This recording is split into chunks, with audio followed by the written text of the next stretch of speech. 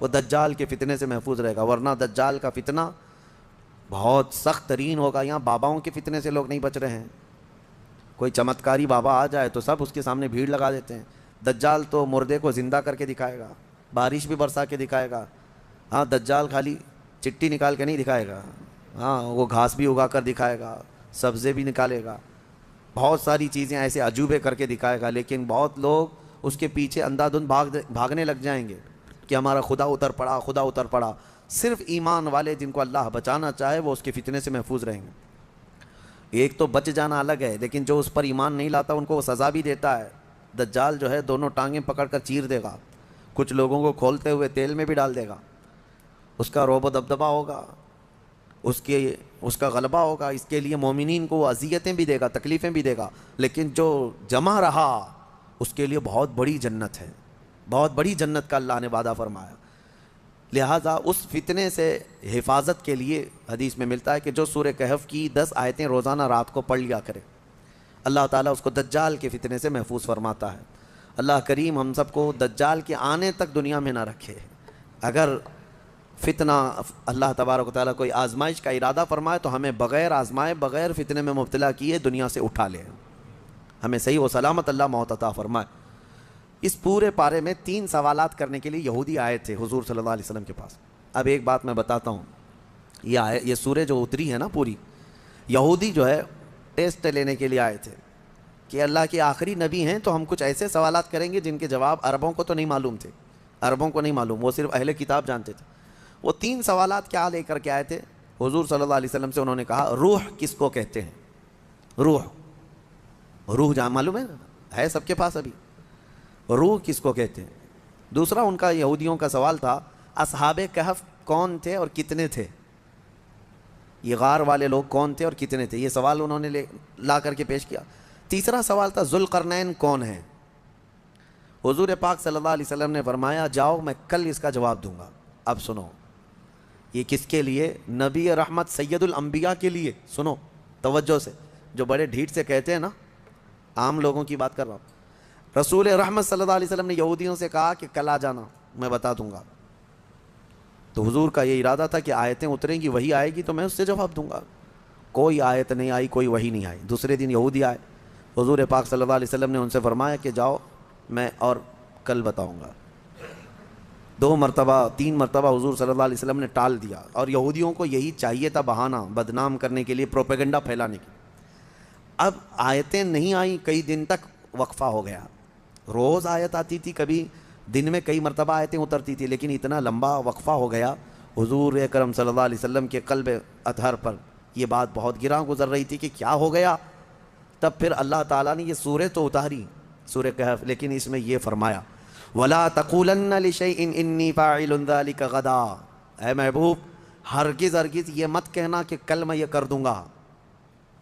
یہ اللہ تعالیٰ کو پسند نہیں ہے، اپنے رسول کو اللہ تعالیٰ فرما رہا ہے ہرگز یہ مت کہنا کہ کل میں یہ کر دوں گا، الا ان یشاء اللہ، جب بھی کہنا تو یوں کہنا اگر اللہ چاہے تو کروں گا۔ یہی ہے انشاءاللہ۔ انشاءاللہ جو ہم کہتے ہیں بعض لوگوں کو شک لگنے لگتا ہے، ارے پکا بولو نا۔ انشاءاللہ ہر پکی بات پہ بھی بولا جائے۔ ہاں یہاں ہمارے ہاں اس طرح کا رواج ہے۔ شروع میں ایسا تھا، ہم جو ہے مصر میں بس جا رہی تھی، ہمارے جہاں جانا ہے کالج کلیہ پہ، نمبر بھی وہی ہے بس کا، لیکن شک ہو رہا تھا، تو بس کے ڈرائیور سے ہم نے پوچھا کہ یہ کلیہ جائے گی، مدینہ نصر جائے گی؟ اس نے کہا انشاءاللہ۔ تو منہ دیکھتے کھڑے رہ گئے۔ پھر سے اس سے پوچھا کہ جائے گی وہاں پہ جائے گی؟ اس نے کہا انشاءاللہ، بیٹھو۔ یہ انشاءاللہ وہ یقین کے لیے بول رہے ہیں، لیکن جو کھڑے ہیں ان کو ایسا لگ رہا ہے پتہ نہیں یہ پکا ہے بھی کہ نہیں ہے۔ نعوذ باللہ، یہاں لوگوں نے بھی جو ہے اس طرح سے بنا لیا ہے کہ اگر ان کو ایسا لگتا ہے کہ ڈاواں ڈول ہے تو ہم یہ بول کے نکل جائیں۔ ٹھیک ہے، اگر آپ کو کسی معاملے میں شک ہے تب بھی کہو انشاءاللہ، لیکن جس معاملے میں یقین ہے اس میں بھی کہو انشاءاللہ، یقین ہے اس میں بھی کہو انشاءاللہ۔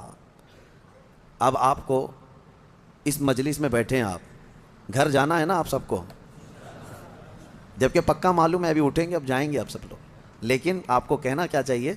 انشاءاللہ۔ اگر اللہ چاہے تو میں جاؤں گا، ورنہ ہمیں پتہ نہیں، دروازے کے باہر نکلنے سے پہلے بھی موت آ سکتی۔ انشاءاللہ کی عادت ہو. اور اللہ نے اپنے رسول کو تنبیہ فرمائی ہے کہ آپ ایسا نہ کہیں کہ کل میں بتا دوں گا، بلکہ یوں کہیں کہ اگر اللہ چاہے تو، اگر اللہ چاہے تو. یہاں لوگوں میں یہ رواج قائم ہو، ہر ایک آدمی یقین والے معاملے میں بھی کیا کہے؟ انشاءاللہ، اللہ تعالیٰ چاہے تو میں ہی کروں گا. ہمارے استاد ایک کہتے تھے، ایک آدمی گھوڑا خریدنے کے لیے آیا، پیسے تھے اس کے پاس 50,000 روپے. امام صاحب کے پاس آیا، کہا کہاں جا رہے ہو؟ کہا گھوڑا خریدنے جا رہا ہوں. تو حضرت نے پوچھا کب؟ آج ہی خریدو گے؟ کہا اب بھی خرید کے لا رہا ہوں. امام صاحب نے، حضرت نے کہا بیٹا انشاءاللہ بولو. کہا انشاءاللہ کچھ نہیں، ابھی جا رہا ہوں مارکیٹ میں، دیکھو پیسہ بھی ہے، لے کے یہاں آؤں گا. یہ یہاں کا رواج ہے، یعنی انشاءاللہ وغیرہ کی ضرورت نہیں ہے، ابھی جا رہا ہوں پکا ہے، لے کے ہی آؤں گا. انہوں نے کہا پھر بھی بولو. کہا نہیں، اس کی کیا ضرورت ہے. گیا وہ گھوڑا خریدنے کے لیے مارکیٹ میں گیا تھا، اس سے پہلے کھانے کے لیے کسی ہوٹل میں گیا، کھانا کھایا خوب، بریانی وغیرہ ساری چیزیں. کسی نے اس کے پاس پیسے مار لیے، پوری پاکٹ کاٹ لیا، پورے جتنے پیسے تھے. اب اس کے بعد اٹھا، اس کے پاس بل دینے کے لیے بھی پیسے نہیں تھے. تو ہوٹل والوں نے کہا کہ یہ تو چور چکا دکھ رہا ہے، اتنا سب کھا لیا اور بل دینے کے لیے برسوں پہلے کی بات ہے. اس کو وہیں پر لگا دیا اور کہا کہ پورے برتن دھل کے جائیں یہاں سے. ہوٹل کے پورے برتن اس سے دھلوائے، صفائی کروائے. شام ہو گئی، کپڑے میلے تھے، کچیلے ہیں، پتہ نہیں کتنے ٹیبل صاف کیا، برتن دھویا اور واپس منہ لٹکائے آیا. حضرت بیچ میں مل گئے امام صاحب. کہا کہاں ہے گھوڑا؟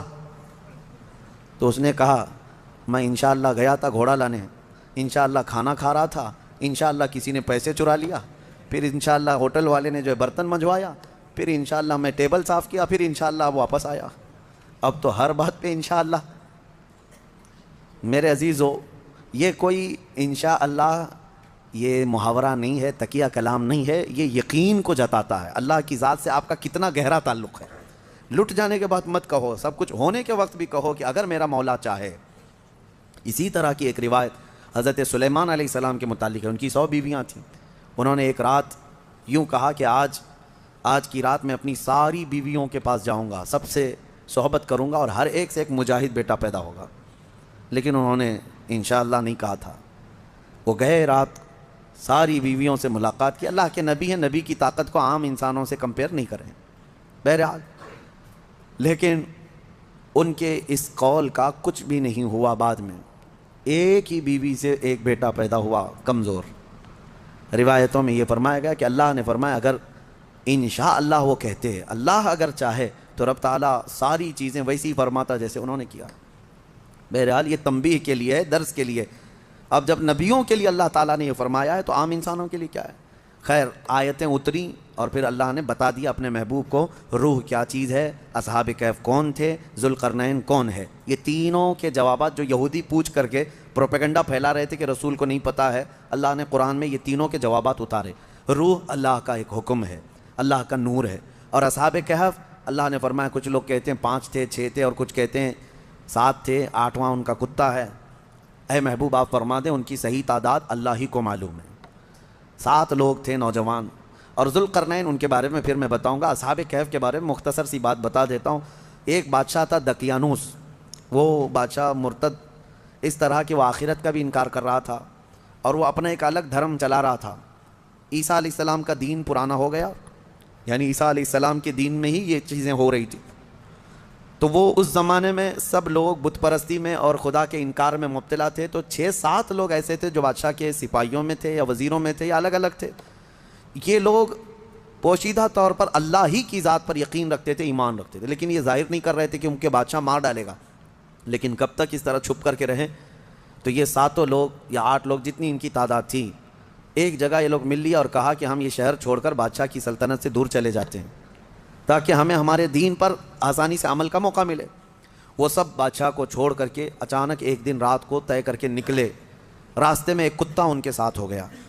انہوں نے کتے کو کہا کہ یہ کتا کہیں بھوکے گا تو ہم کو پکڑوا دے گا، اس کو چھوڑ دو. تو کتے نے فصیح زبان میں کہنا شروع کیا کہ میں بھونک کر پکڑوانے کے لیے نہیں بلکہ میں تمہاری حفاظت کے لیے ساتھ چل رہا ہوں. اللہ نے اسے زبان دی. یہ واقعہ موجود ہے. جب وہ لوگ نکلے بہت دور، آبادی سے بہت دور نکلے اور ایک غار میں جا کر کے انہوں نے آرام کی غرض سے پناہ لی، گئے اور سوئے. اب رب تعالیٰ فرماتا ہے فَضَرَبْنَا عَلَىٰ آذَانِهِمْ فِي الْكَهْفِ سِنِينَ عَدَدًا. ہم نے ان پر ایک لمبے سالوں تک نیند طاری کر دی. وہ سوئے تو سوتے رہ گئے. اب ہوا یہ کہ بادشاہ کو دوسرے دن کسی نے شکایت کی کہ 7 لوگ آپ کے وزیروں میں سے، سپاہیوں میں سے ایسے ہیں جو آپ کے دین پر نہیں، وہ اللہ پر ایمان رکھتے اور وہ شہر چھوڑ کر چلے گئے. بادشاہ نے ان کی تلاش جاری کروائی، کہاں ہیں ڈھونڈو. جب تلاش جاری ہوئی تو ایک چرواہے نے بتایا کہ ایک جگہ سے میں ان کو گزرتے ہوئے دیکھا، اس غار میں گئے. بادشاہ اپنے سپاہیوں کو حکم دیا کہ جاؤ اس غار میں دیکھو. دیکھا تو کچھ لوگ سوئے ہوئے تھے. بادشاہ نے کہا ان کی سزا یہ ہے کہ ان کے غار کے منہ پر دیوار بنا دو، ان کی قبر یہی ہو جائے، یہ باہر یہاں سے نہ نکل سکے. اس غار کے منہ کو دیوار چڑھا کر بند کر دیا گیا. یہ سزا تھی بادشاہ کی طرف سے کہ وہ میرے دین سے نکلے ہوئے لوگ ہیں. خیر سارے لوگ چلے گئے تو ایک چرواہے نے وہاں پر جو موجود تھا اس نے ان کی پوری تاریخ، ان کے نام لکھ دیے، یہ کون لوگ تھے، یہاں کیوں آئے تھے اور ان کے اوپر کیا سزا ہوئی. بات ہو گئی. یہ دقیانوس بادشاہ کا ظلم تھا، وہ لوگ چلے گئے. اب یہ لوگ سوتے رہے. قرآن میں ہے 309 سال تک سوتے رہے. 309 سال. اصل میں یہ 300 سال ہی ہیں، لیکن یہ جو سورج کے سال ہیں جن کو شمسی سال کہتے ہیں، جنوری، فیبروری، مارچ، اپریل، یہ شمسی سال ہیں، یہ سورج سے چلتے ہیں. اور قمری مہینے جو ہیں چاند سے چلتے ہیں، جو محرم، صفر، ربیع الاول، ربیع الاخر. اس میں اور اس میں فرق کیا ہوتا ہے معلوم ہے؟ ہر 100 سال پہ 3 سال کا فرق آ جاتا ہے. ہر 100 سال پہ 3 سال کا فرق آ جاتا ہے. یعنی اسلامی مہینے کبھی 29 کے ہوتے ہیں، کبھی 30 کے، کبھی 2 مرتبہ 29 کے ہو گئے. یہ جو چاند والے مہینے ہم ان کو اسلامی مہینہ کہتے ہیں، اصل یہ چاند کے مہینے، چاند ایسے چلتے ہیں.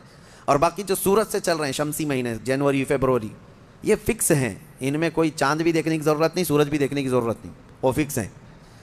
تو ان سالوں کے اعتبار سے جو شمسی سال اگر 100 سال ہو گئے تو قمری جو ہے نا 103 سال ہو جائیں گے.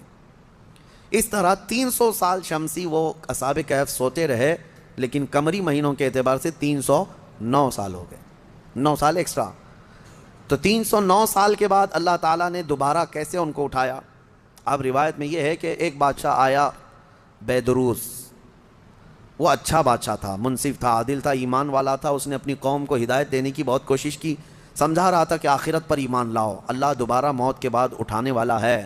لوگ انکار کرتے تھے کہ کچھ نہیں ہوتا، مرنے کے بعد جو ہے نا جیسے جلا کر کے راکھ کر دیے، استھیاں بہا دیا گنگا میں، اب کوئی آنے والا نہیں ہے. یہی عقیدہ تھا اس وقت بھی تھا کہ کوئی دوبارہ اٹھایا نہیں جائے. عجیب بات ہے، جلا کر راکھ کر کے دریا میں بہاتے ہیں اور کہتے ہیں کہ حساب کتاب کچھ نہیں ہوگا، لیکن پورن جنم کا عقیدہ رکھتے ہیں. نہیں، دوسرے جنم میں چوہا بلی ہو کے پیدا ہو سکتا ہے، کتا بھی بن کے پیدا ہو سکتا ہے. اچھے گن کیا تھا تو کچھ اچھا بن کے پیدا ہوگا، اب برے گن کیا تھا تو دوسرے جنم میں پتہ نہیں کیا بن کے پیدا ہوگا. اب یہ جتنے حکومت میں بیٹھے ہم دیکھتے ہیں کیا بن کے پیدا ہوں گے ان کے حساب سے. ہمارا عقیدہ تو نہیں ہے. ہمارے ہاں ایک بار موت کے بعد دوبارہ قیامت کے دن ہی اٹھایا جائے گا، قیامت کے دن ہی دوبارہ اٹھایا جائے. اس کا انکار کر رہے تھے لوگ کہ دوبارہ اٹھایا نہیں جائے گا. تو بیدروس بادشاہ اللہ کی بارگاہ میں دعا کر رہا تھا، مولا کوئی ایسی نشانی بتا دے کہ جس نشانی کو دیکھ کر کے یہ قوم ایمان لے آئے. تو اس بادشاہ کی دعا پر اصحاب کہف جو 300 سال سے سو رہے تھے، اللہ نے ان کو دوبارہ اٹھایا. وہ اٹھے، انہوں نے آپس میں ایک دوسرے کو سوال کیا کہ ہم کتنے دن کب سے یہاں سو رہے ہیں. کسی ساتھی نے کہا صبح آئے تھے، دوپہر ہو گئی ہے. کسی نے کہا نہیں تھوڑا زیادہ سو لیے. بعد میں پھر انہوں نے اپنی نشانیاں دیکھی، ناخن بہت بڑے، بال